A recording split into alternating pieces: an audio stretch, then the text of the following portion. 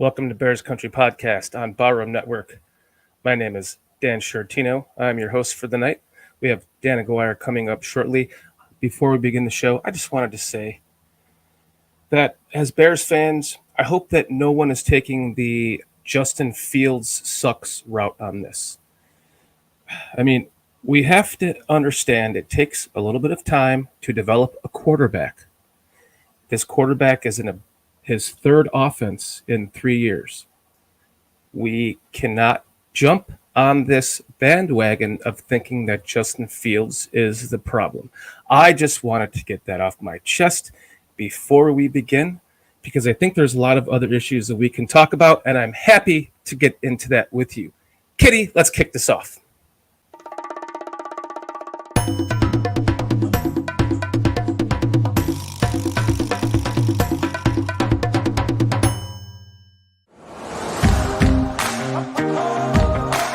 Bears country. Where is it? It's in your man cave. Your home. Your car. Your local bar. Your city, state. It's across the world.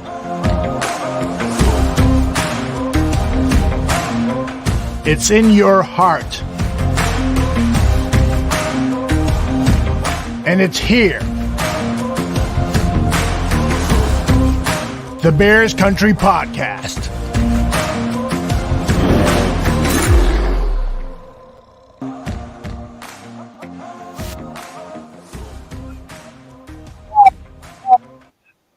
Monday night after a 20-12 loss to the Giants. I know we all feel like shit right now. I know we all want to point blame in a lot of different directions, but I think that we have to take this into perspective, and we're going to talk about that here on the show. I have Dan Aguire here to my left, and we're down Cliff, Victoria tonight because he was involved in Hurricane Ian, and he's doing okay. Some damage to his cars, but his house is okay. He just doesn't have internet right now. So Dan and I are going to fly this solo. We did kind of put together our own version of Cliff Notes for the game so we can keep that tradition going. Dan, I don't want to overreact to this game. I know it's easy to at some of the stuff that we saw, and I kind of have a little video for that later on if we can get to it. I think that we just need to keep into perspective. This is a growing time, right? Yeah, but I know he's not here to defend his viewpoint, but Aldo sent me a text last night, and he basically said, come on, Dan, you had too high of expectations for this team. And even if that were true, I still think yesterday was so winnable, which is what makes it so frustrating for 3 hours watching that shit yesterday. I can't really articulate how just so the thing that made it so frustrating is like, if anything goes right, like the Bears win the game. It's like everything had to go wrong, including the defense just not being able to stop a bootleg for 3.5 hours. You know, suddenly your quarterback, the center's giving up, letting two people come through, not just one, all day long. And you got Pettis dropping passes, and then Fields just getting hit every time he throws the ball. Like everything had to go wrong, except for the kicking. We lose Cairo, and the other guy was successfly banging them through. Money. Yeah, bash him. It's so agonizing to me because there's no way you can tell me that the Giants that was not a winnable game. It was definitely a winnable game. I thought we were going to win the game. The game was just in hand for all the way down until the final play, really. It almost looked like they could have pulled some crazy shit off. I have a recording of it, but it was like 42 seconds long, and I thought, oh, we're going to get flagged for a copyright issue on that one. But the end of the game was insane. Watching, it was probably the most hopeful offensive play of the entire game, which is sad to say because it never felt like we were able to get into that rhythm. We would start marching down the field and completing, third down after third down only to get stopped and then have to kick a field goal. Justin Fields was just running for his life out there. And this offensive line, Sam Mustipher. Oh, he's awful. He's awful. If Olin Kreutz says one more good thing about Sam Mustipher that he can play the game, I'm gonna fucking beat him. I'm gonna beat his fists up with my face. How about that? I was gonna say Olin would probably find you and fuck you up if you say something. I'm gonna fucking beat his fists up with my face if he says one more good thing about Mustipher. Fuck Mustipher. I've been trying to preach that Mustipher has a lot to offer for the team, and he was a revolving door. There's so many plays for just wanting him to get beat on.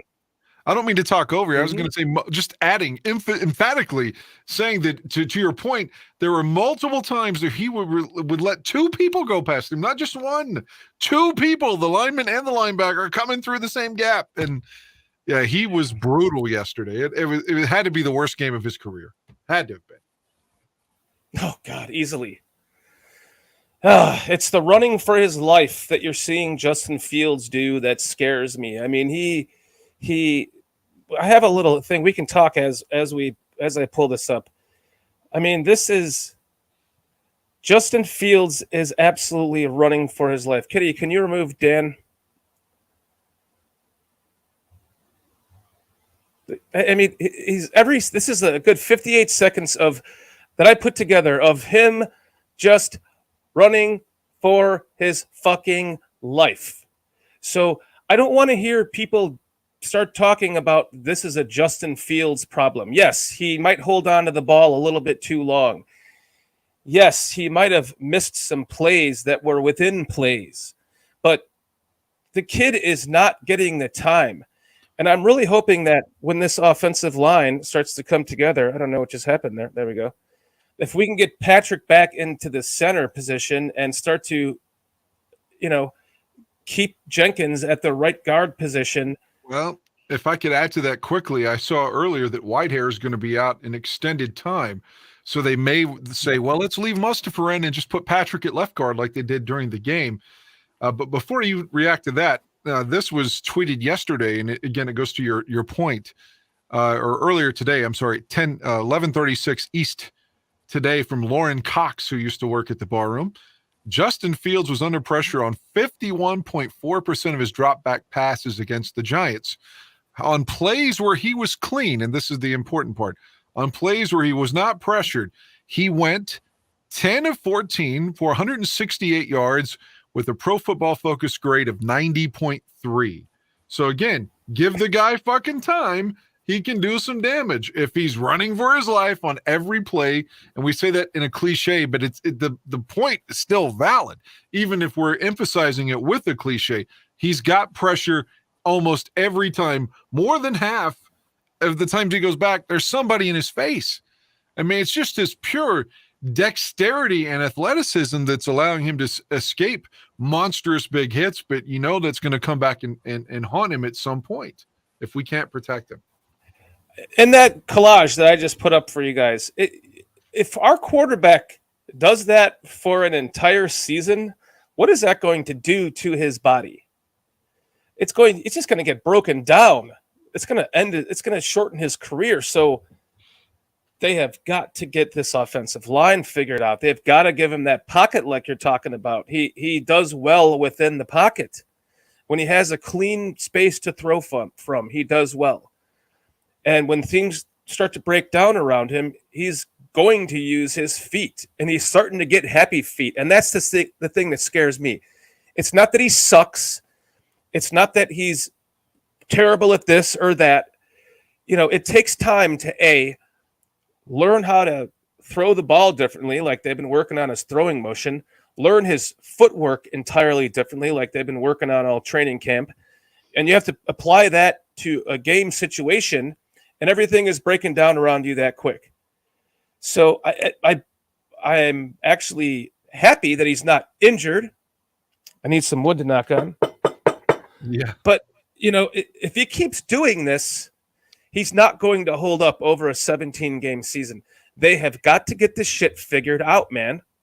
It was eerily similar, at least the first half of that game. I think I sent you the message yesterday during the game of the Cutler game in 2010 when he got sacked 9 or 10 times in the first half.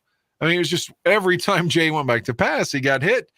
It was nasty, man. And I know there's going to be people that say, Fields just sucks. But like you said, to your point about having to protect him, they need to look in the mirror and think about this because they're 2-2. They're in it. They're in it. So you can say, oh, we're rebuilding and it doesn't matter. You owe it to yourselves and to your fan base to fucking try to win every game. Owe it to the season ticket holders to try to win every game. Everybody supports the fucking team. So, don't give me this rebuilding shit. If you just block for the guy, then we can win some games. But I'm afraid that they're just gonna, let's just develop Sam and Larry Borum and these guys that are getting beat on every play. And, it's a developing year, man. Fuck that. Justin's going to get hurt if you don't put what I'm trying to say is I guess Riley needs to be in there somewhere. You've got a guy on the bench that you should utilize right now. Just break the glass and put him in there, in my opinion. You're saying put in Simeon? No, Riley. Riley Ridley. Or not, I'm sorry. The Riley Ridley, of course, the old Bear wide receiver. The Riley Reef. Sorry, I'm sorry. That's what happens when you're in private chat talking to Kitty. I apologize for that. Yes, you're right. I would rather talk to Kitty too. I get it. You don't have to talk to me. It's cool. Hey, ironically, I have my lady Jenny here right now too. So, and she's mic'd up too, in case you just want to say hi. Hi, Jenny. Awesome. Thanks for joining us. No problem. We need an avatar for you now too. Remember, she was the fantastic lady that once told you, or I told you, well, this is rated R, but that she had good pussy and that she wasn't mad when I said it. And she says when she meets you, she's going to look at you and kind of nod that you know what she's going. High five. That's what I wanted. A high five, yeah. Well, we're going to meet at the Bears game against the Dolphins November 6th. So we'll high five. That's her birthday too. Oh, wow. Awesome. Oh, we need a birthday win for you then, for sure. Absolutely. So you're a Bears fan now, right? I guess I am now. But I'm sorry that I misunderstood what you were saying there, Dan. Yeah. No. I was just saying you got to put you have to put the best 5 out there, and you can say we're developing them, but man, you're 2-2. You're in it. If you beat, I told Aldo this yesterday. You can say, oh, well, they suck and fuck this. Like he said that, and I don't mean, I'm not bad mouthing Aldo at all. He just said after that game, he thought, oh, the Bears are a 5-1 team. And I mean, if you beat Minnesota next week, not only are you 3-2, you're going to be in second place with a win in the division and another conference win and a win on the road. So I would almost trade this. If you told me I could split the two, the Minnesota game is so much more important than the Giants game. I mean, it's going to be more difficult. But if you win, Ryan Pace, I should have been fired. Glad to see Ryan Pace is with us. But no, my point being, if you can win the Viking game, you're back in it. You're legitimately back in it. You've got Washington on a Thursday night afterwards in your building, a game you should win as well. And then maybe you're looking at 4-2. So the point being, you got to protect him. You can't just play favoritism to Sam and Larry Borum right now when they can't block anybody. On my 11-6 prediction, I had them beating the Niners, the Packers, possibly losing to the Giants because these games are always so weird whenever we play them, just like it fucking was yesterday. But beating the Vikings, so we're only one game behind on my prediction of 11-6. So it could still possibly happen. We just have to make that game up somewhere else, which I think is possible if we can get on a roll. I'm really hoping that they can just start building this running game towards building the passing game towards that big game that Justin Fields has, like Trubisky had against the Buccaneers where he threw for 6 touchdowns. I feel like that game is coming up, like maybe not soon, but it's coming up around mid-season. I'm expecting that, and I know that a lot of people aren't, and that's why I'm saying that I think we just need to continue to give this team time. And to the offensive line, like when they put in Lucas Patrick at left guard, the first fucking play they put him in, Yeah. he gave up a sack. First So play. I don't think he's the answer at left guard. Why not put Jatari Carter in there and see what that kid has? Because he was playing pretty well in the preseason. I know it's only preseason, but the kid looked like he had a good, strong base to keep people from going, up over him and around him. So that's someone that I was actually excited when they took out Whitehair to see what we had in Carter, and then they put in Patrick, and he just turns into a turnstile, and they kept him in. You have to think that the Patrick thing is to try and, because you have to remember he didn't have a camp because he broke his finger in late July. So I think they're just trying to get him in shape and ready to go at center. You'd have to think, because why else was he getting all this playing time when he's not doing well? I have to assume that they're like, he's an upgrade over Mustafa. We just want him in shape when he's ready to go and he's ready to snap. And that's got to be soon. Yeah, because he missed. He was injured on the second day of training camp. So he missed all of training camp. He comes back, 2 games into the season?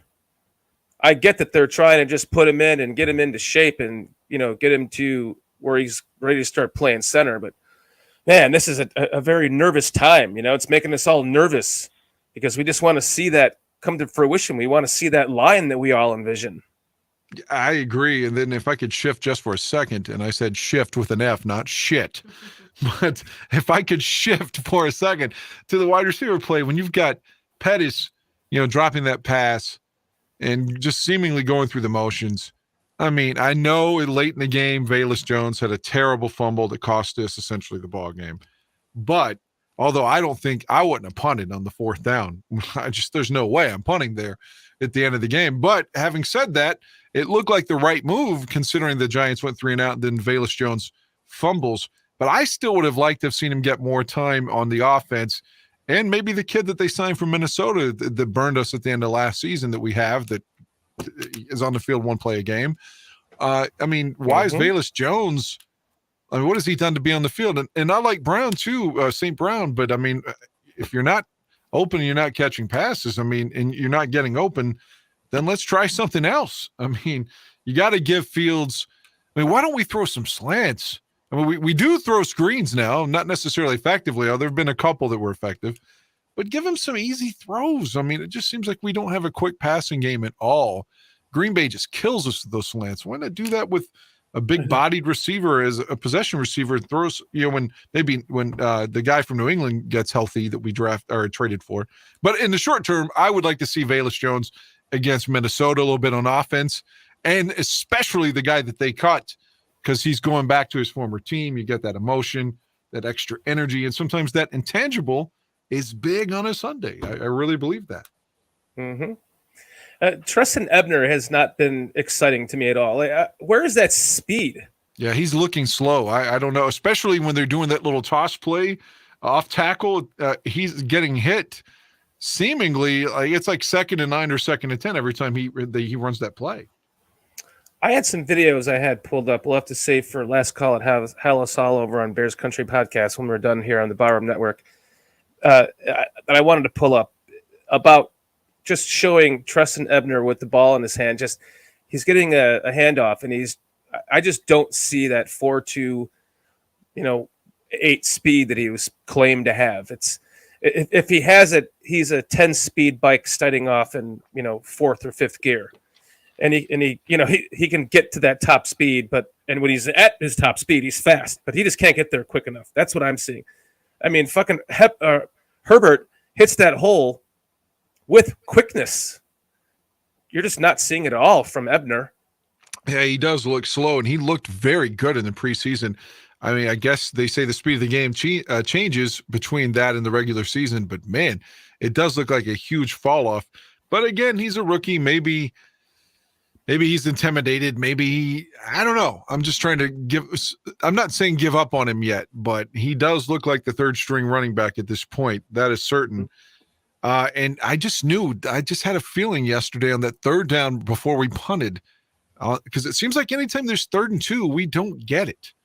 It's like we're better at 3rd and 8 than 3rd and 2. And I was like, oh man, we're not going to get this. But in the back of my head, I was like, all right, we're almost at midfield.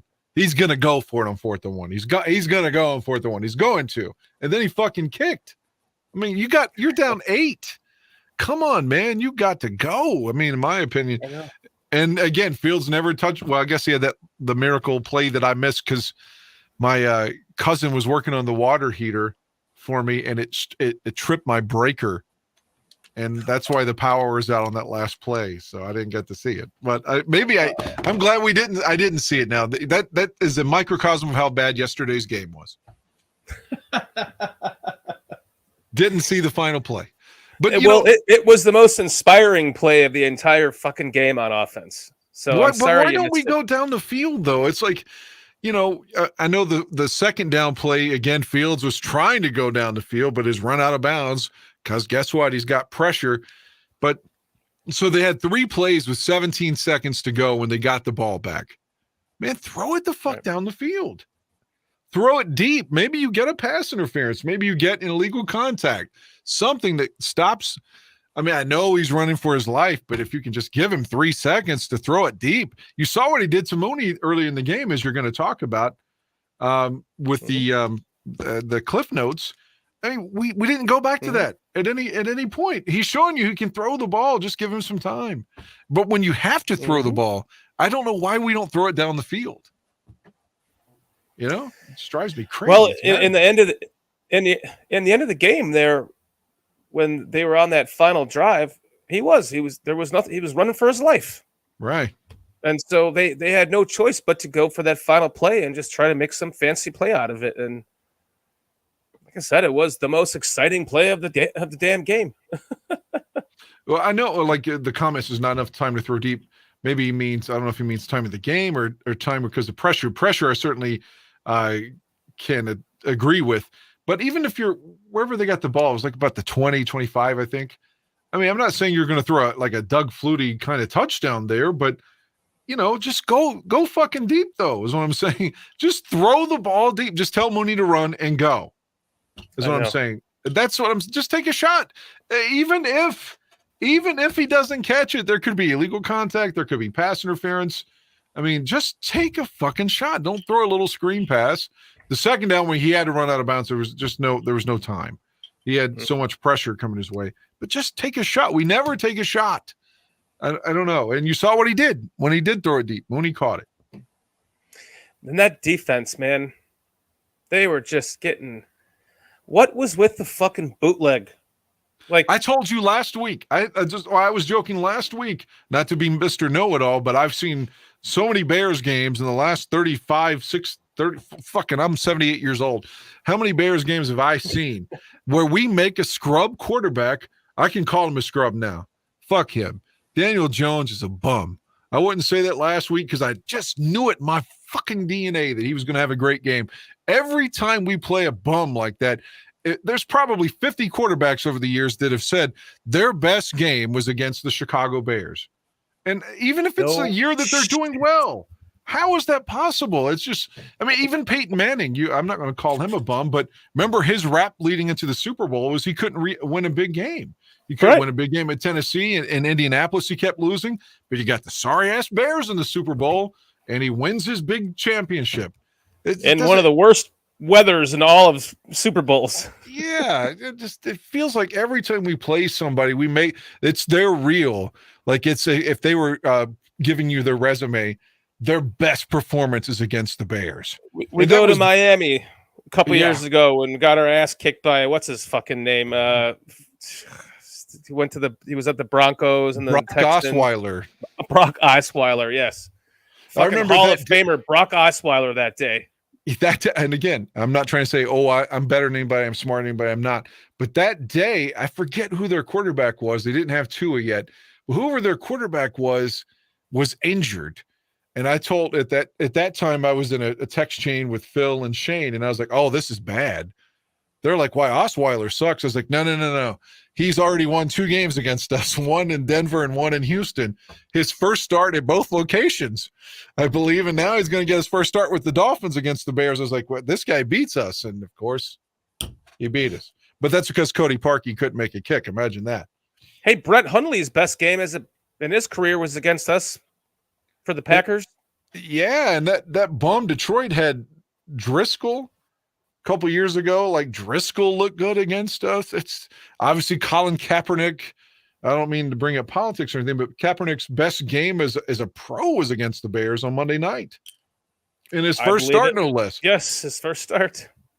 There's always these guys, man, that have these great games against us, and it fucking boggles the mind. And like you said, why it's like Matt Nagy was coaching our defense.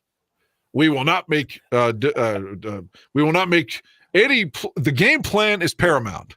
It doesn't matter what's happening. We can beat ourselves. They can't beat us. That arrogance. Mm-hmm. You can't see what's happening and can't make adjustments. Alan Williams looked like he was in over his head yesterday. And maybe that goes for Eberflus too. They were both out-coached. Yeah, the way that they were able to just bootleg.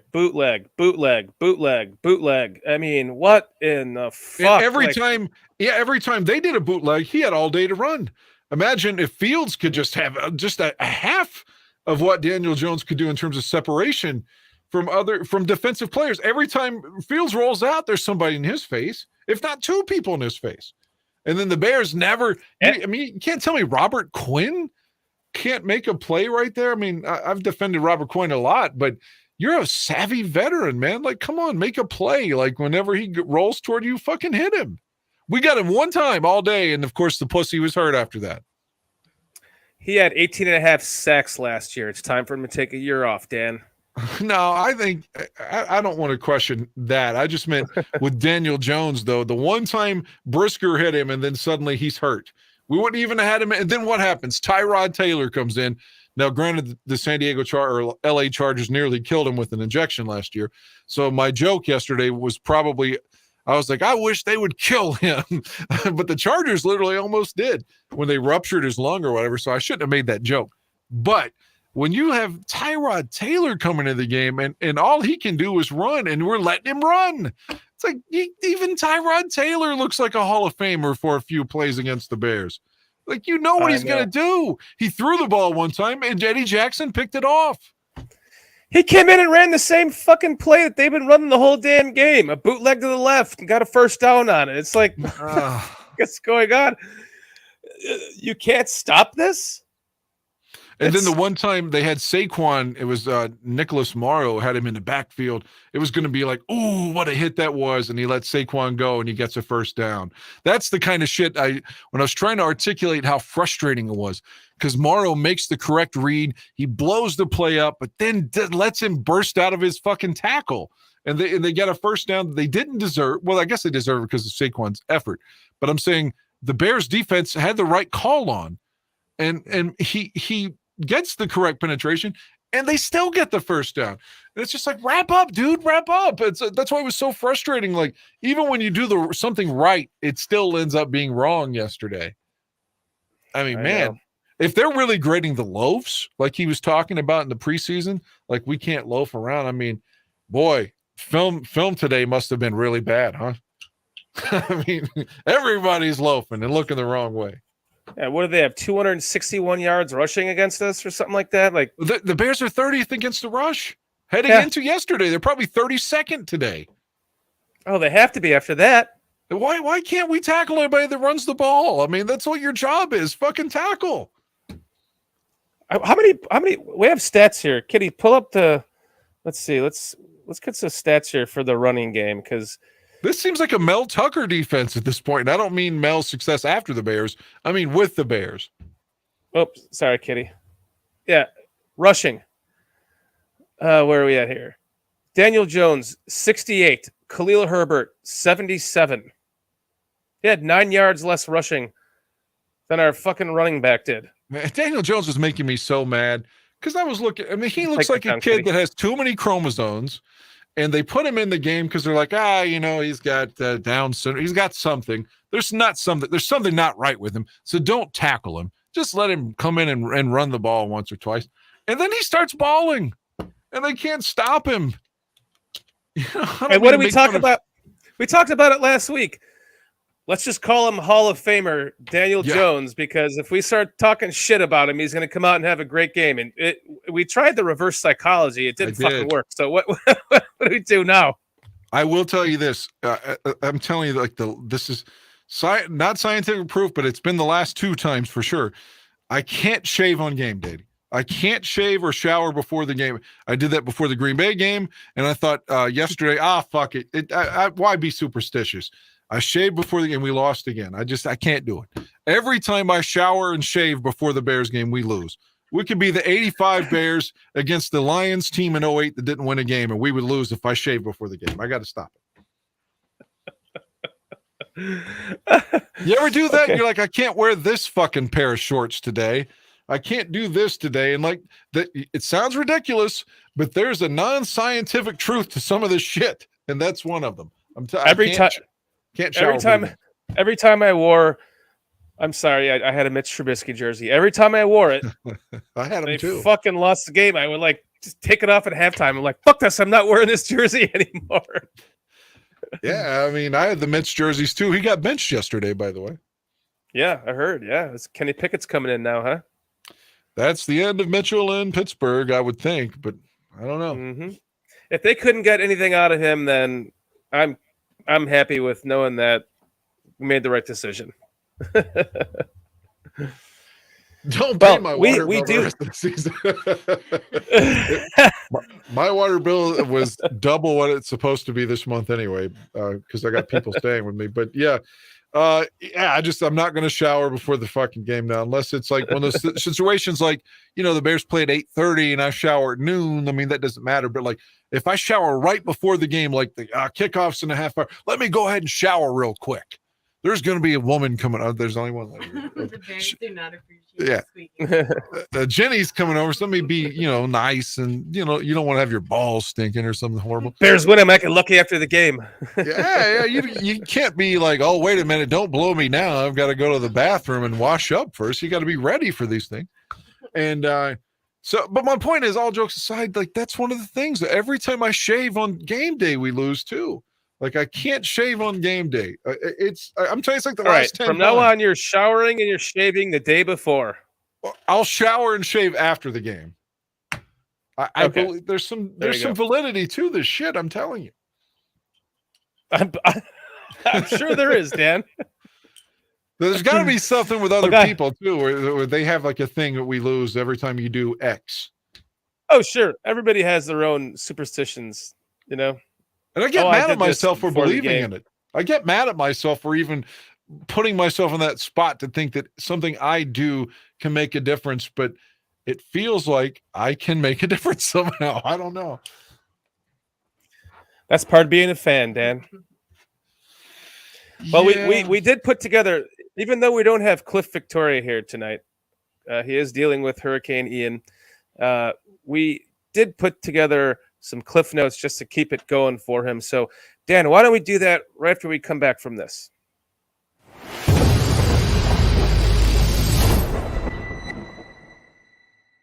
Need a little help with your sports betting? Well, the Barroom Network is here to help. On Saturdays, it's Weekend Sports Betting Tips with John Santucci and Anthony from PoundItSports.com. And then on Sunday, it's the Mike North Advantage with the great Mike North. Best way to stay on top of things is subscribe to the Barroom Network's YouTube channel.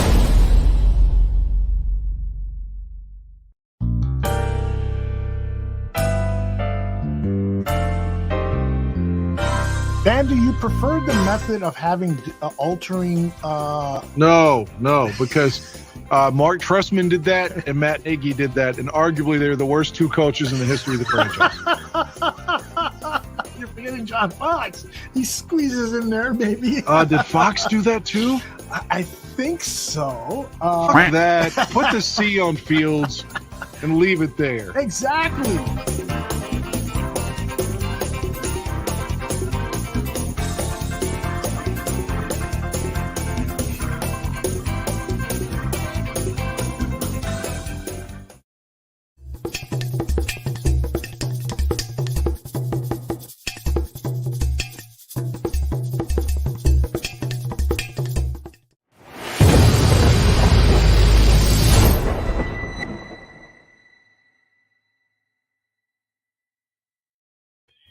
That's probably a bad commercial to play because you're not going to be on tomorrow night on Dan and Eldo, are you? Go to a concert? Yeah, I'm like looking at my phone constantly. We're supposed to like be getting an email telling us when we're going to meet the band and where to go and all that stuff. And because initially it was like, we'll get your VIP information to you 24 to 48 hours before the show. It's less than 24 hours and we still haven't gotten it yet. I emailed them. They're like, hi, Daniel, we're still waiting on the time to be finalized, blah, blah, blah, blah, blah. So I don't even know when we're supposed to be there yet. So I'm incessantly looking at my phone, is my point. Oh, my God. I bet you are. That sucks. Where are you going to see again? Well, the band that I'm going to see is Bush. I mean, if you remember Gavin Rossdale, he was married to Gwen Stefani. A lot of people know. At one point, he was way more famous than Gwen Stefani. But it's them and Alice in Chains and a band that I don't like called Breaking Benjamin. But I wanted to go to meet Gavin myself. Oh, Kitty, I bet you have something to say about that. You want to pop in and talk about Bush for a second? I know you love Bush. I do. I do love Not Bush, but Bush the band. No, I do. I got to see No Doubt open for Garbage, who opened for Bush. Oh my God. I had tickets to that tour in 99 and my boss at Hot Topic, that's where I worked then, wouldn't let me go. Curse him or her. That was a lady. It was a lady. She thought I was the bigot. Bitch. She thought I was I don't want to waste our show on this. Well, I'll tell you the show, but long story short, she thought I was a bigot because I didn't want to go to a gay bar. And I swear on my mom's grave, I told them, it's nothing against gay bars. I wouldn't go see a Packers game at Lambeau either. I said that was my joke then, and she didn't get it. She thought that I hated gay people, which I don't. And she was like, she said to me, I hope you go to the concert, but I'm not giving you the day off. So if you go, I'll consider you as quitting, and I hope you do. I would have quit right there. Did you go? You didn't go. I didn't go. It was my second job. It was my second job ever, and I had quit my first job, and I was so embarrassed that I did. And I was like, I'm going to show my mom that I'm a worker. Oh. I can deal with adversity. Well, you made Mom proud, but you saddened everybody else because it was such an amazing concert. I can't believe I was there to see that lineup. Yeah, man. And no doubt, I had no idea who they were. They came out of nowhere, and we got to see them perform for the first time to open for Garbage, who then opened for Bush. It was fucking amazing. Sorry. On the other show, I want to talk about this a little bit more with you when we have more time. Right. Yeah. I'm out. We'll talk about that later on Last Call at Hallis over on Bears Country Podcast once we're done here on the bar room. We do have to bring up Cliff Notes, so let's go ahead and let's roll that up, Kitty. Oh, you didn't do the Cliff Notes. You got to play the video. There's no video because Cliff is...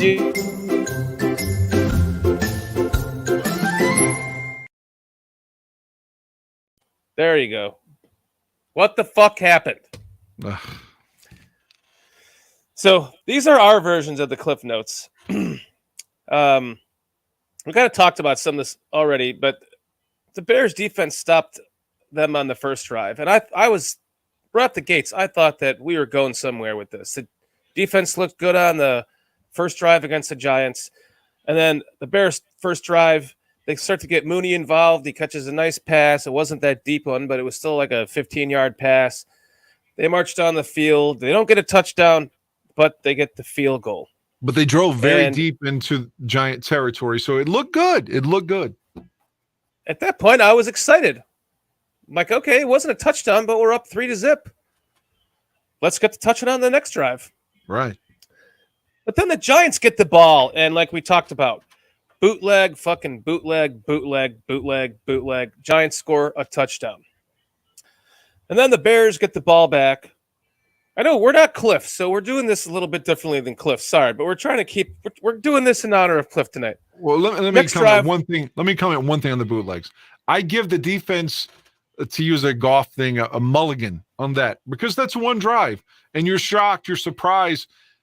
You got to make adjustments, though. I mean, I get the one drive they catch you off balance, off guard, but you go and you sit down, you're looking at your fucking your iPad. I mean, let's figure this out, and they never figured it out. Never. I know, it was ridiculous. At one point, they had two guys covering the same guy and left the bootleg guy wide open. It was ridiculous. But the next drive, we have the 51-yard deep pass to Mooney. Sorry, it's Money Mooney. Spelled it wrong. But Money Mooney. it ends up with a field goal. Here we are. We're thinking we finally got Mooney involved in this game. Couple of nice passes by Justin Fields. Bears end up kicking another field goal. So, was it 7-6 at that point? Yes. And then the Bears just keep converting third downs, but they can't score. Like, what? I know we kind of touched on this earlier, but they did this in the last game, too. Yeah. They're good on third downs. And long. They just third can't and fucking long. score. Right. Third and Third long, and 20, they're great. But if it's 3rd and 1 from the fucking half-yard line, as evidenced in Green Bay, you can't get in. Mm-hmm. And here's another game that we finally start to see Cole Kmet getting more involved too. So we got Mooney and Kmet getting involved in this game. It starts to feel like, okay, we're starting to get this thing going, right? That's how I felt. And that proved not to be true. Until bootleg. Jesus. Fucking what? How is it possible? They must have run the most bootlegs in the history of any team in the history of one game. I mean, how the hell was that possible? I bet you they did 12 of them, if not more, and all of them were effective except one. It's like when I got my ass kicked like 72-0 by my buddy's 9-year-old in Madden. Literally. Just kicked my fucking ass with like the same plays over and over again. It's just mastered them. And then when they brought in Taylor and he got hurt and Daniel Jones can't stand properly, they start running the Wildcat and we can't stop it either. Right.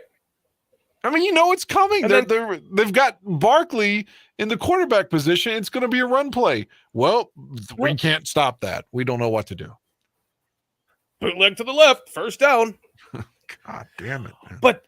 But Dan, finally we start to see Velus Jones Jr. in the game.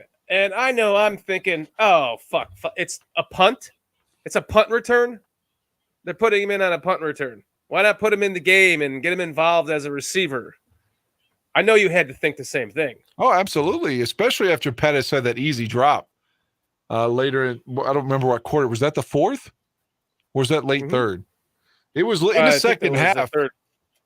Yeah, well, at some point, I mean, you know, if you're going to hold your team accountable, why not put the kid in there? That's the example of the thing that a lot of fans have been pounding the table for. Why don't we have this number one wide receiver, the guy that can go up and make those contested catches? And that was one of those. There was another one earlier in the game, too, that he threw to Equinemius St. Brown down the right sideline. He was rolling out to his right, threw the ball down the right sideline. Two defenders up on Equinemius. Ball gets swatted out. Kind of the same thing on this Pringle one to the left side. Throws it. Kind of lofts it right over. If he just was able to go up for that contested ball like a true number one, those should have been catches.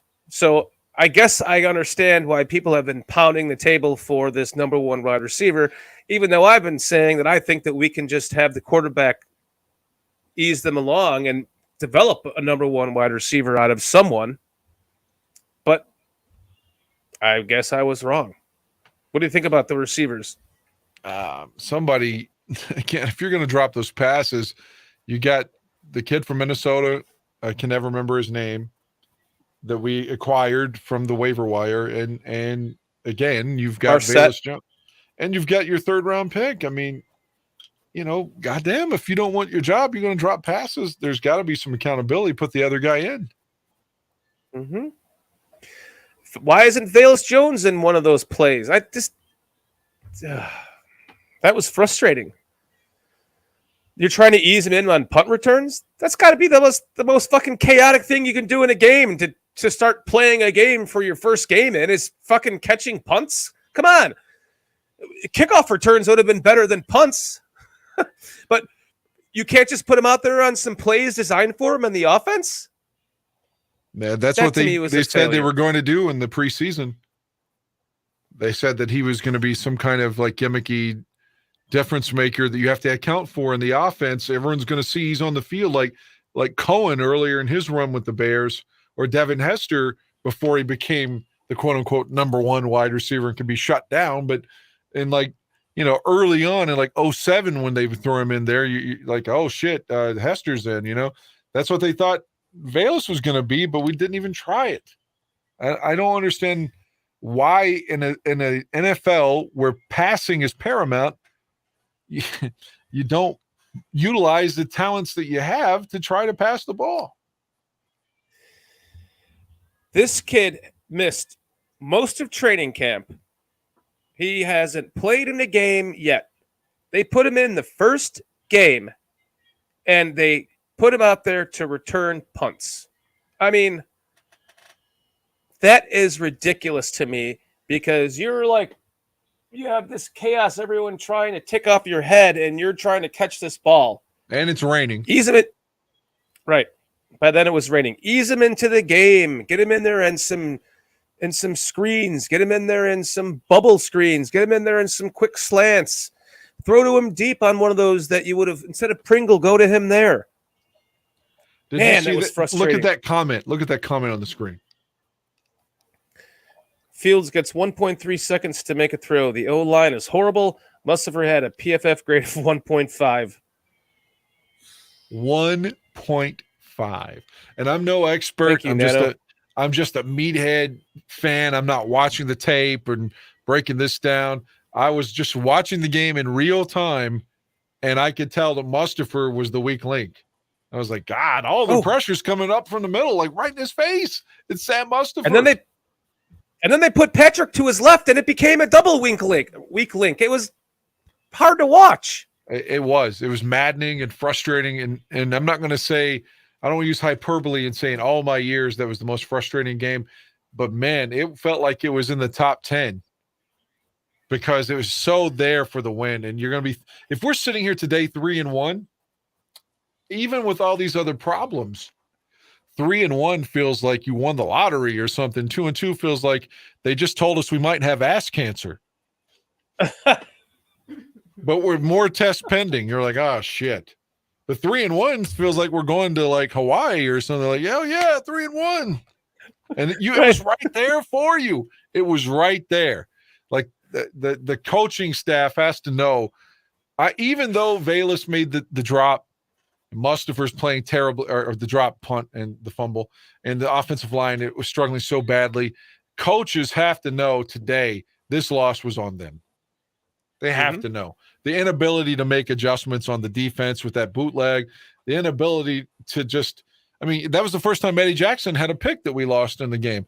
Maybe you should have gone for it on that fourth down instead of punting there. I mean, there's so many ifs. And I feel like we were out-coached. I really believe that. And I like Eberflus, but yesterday he's a rookie coach, and he showed it. With what they did with Daniel Jones in that game, we were out-coached for sure. And that's what we should be doing to other people, because Fields has that skill set times 10 over Daniel Jones. That's why I don't put this game on Justin Fields, and that's why I'm trying to just like calm the nerves of the fans, and let's not overreact to this and think this is a Justin Fields problem. This is not. This is a defensive problem. This is an offensive line problem, and there has been some coaching mistakes made along the way. The coaching has been a hell of a lot better, that's for sure. But there are some mistakes that have been made going back in the last couple of games. So the kid's going to be okay. I really think he's going to be okay. I'm calming my nerves with that, just to keep myself going, because he is the one and only hope I've had in my entire life. His skill set says he's going to be great. His background, his childhood, his everything says he's going to be great. So that's what I'm leaning on. This has so much to do with everything else. I was thinking earlier when you started talking about it, him getting hit and maybe, has happy feet now because he's anticipating blows. It's like something Mike Tyson said in the late 80s, early 90s. It's been quoted a lot that all the fighters have a game plan until I fucking hit them in the face. So Fields can study all week and put in all the effort and work on his footwork, but he's the one feeling the pain. Like, we can sit here and say, oh, don't do that. Stay in the pocket. He's the one that's feeling the actual pain. And you could see the grimace on his face. And one hit late in the first half, he got rolled up, hurt it. It looked like his ankle could have gotten hurt. Mhm. He got hit in the kidney on the play earlier, where it was like, ended up going to a TV timeout because one of the Giants got hurt. And I thought, oh, thank God, give him a second to catch his breath. I mean, the looks on his face. I mean, it's easy to sit there for us to criticize him and say he's seeing invisible ghosts and now he's running from pressure that's not. I mean, he's the one getting the shit beaten out of him. So any of us in that same position would feel the same way. Like, oh, it's like a kid on the stove. I got burned. Well, I don't want to get burned now, so I'm going to roll out of the pocket. I'm going to run because, fuck, these receivers aren't getting open and I'm getting hit over and over and over. So I can't blame him exclusively, especially. If they don't get the offensive line figured out, he's going to start seeing ghosts, and it's going to start affecting his play in the future. Yeah, absolutely. It's like Cutler early on, man. Like, the Bears had basically everything there but the offensive line, and he just got hit and got hit and got hit. I can't remember what the stat was, but it's like he's been sacked, close to 50 times, and he hasn't even started 17 games yet. Right. I mean, Fields, yeah, it's just it's like if you put Patrick Mahomes in that spot, if you put Aaron Rodgers in that spot, and you just keep hitting them, I know that they're better. Both of them are better than Justin, but if you got them hit every play, who can win like that? If you start their careers off getting hit that much, right? How are they going to be able to rebound from that? Nobody can. I mean. I'm going to give it to you because it's your show and we only got like 2 minutes left to wrap it up. But one more reference with that is like not Derek Carr, but David Carr. You know, the Texans, when they drafted him, highly talented, number 1 first pick of the draft, and he got beaten down like for 4 or 5 straight years and ended up just fucking retiring. He got the shit kicked out of him. And this is like, fuck it, I'm going to quit. Fuck. I mean, I'm tired of getting hit. Yeah, when you said that was the first name that came to my mind was David Carr. Just got brutalized. No time to throw the ball. The kid wasn't bad. He just got his psyche destroyed by all the sacks. Yeah. And we can't have that happen with this kid. We've got to get this offensive line fixed. I mean, I know that, Patrick is injured, but how long is it going to take to get his finger fixed? I mean, how many more games are we going to be rotating him around? He needs to go to center. They need to try out something different at left guard. Hopefully it's to Tyree Carter because the kid has played well. It's been 2.5 months. Again, I don't want to be critical of a man that has a broken hand or a broken finger on his hand because I'm not the one trying to snap with that hand. But if it was going to be this long and they knew it, they should have put him on IR and signed somebody else. Right. And then activated him afterwards when he was ready to go. Well, didn't they have that guy on the team? Wasn't that Schofield, Michael Schofield? Yeah, and they cut him. Yeah. I can't imagine he would have been better. I don't know if he could be any worse, especially what we saw at center. Yeah. No, I mean, Mustipher is, I think we've seen enough of him, for sure. And even if Olin wants to fuck us up, that's the truth. Yeah. What did I say? If Olin says one more time that Mustipher can play, I'm gonna beat up his fist with my face. And he would. Ask Adam Hogue. Oh no, he would. Yeah. Frank Quiros, you're right. I think Mustipher's. I've seen enough of him. Even in a backup role, I almost want to just part ways. Do we have to break the feed for Aldo now? It's right. Yeah, we got to get going here, and we're right at 55, going on 55 minutes.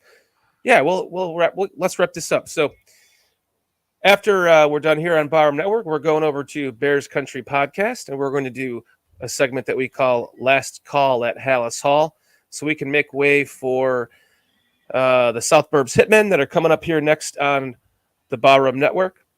I believe this is the last week of the South Burbs Hitmen, so next week we'll be taking this show for a 2-hour period, and then we'll continue on over when we're done with here on Barroom Network on our channel on Bears Country Podcast.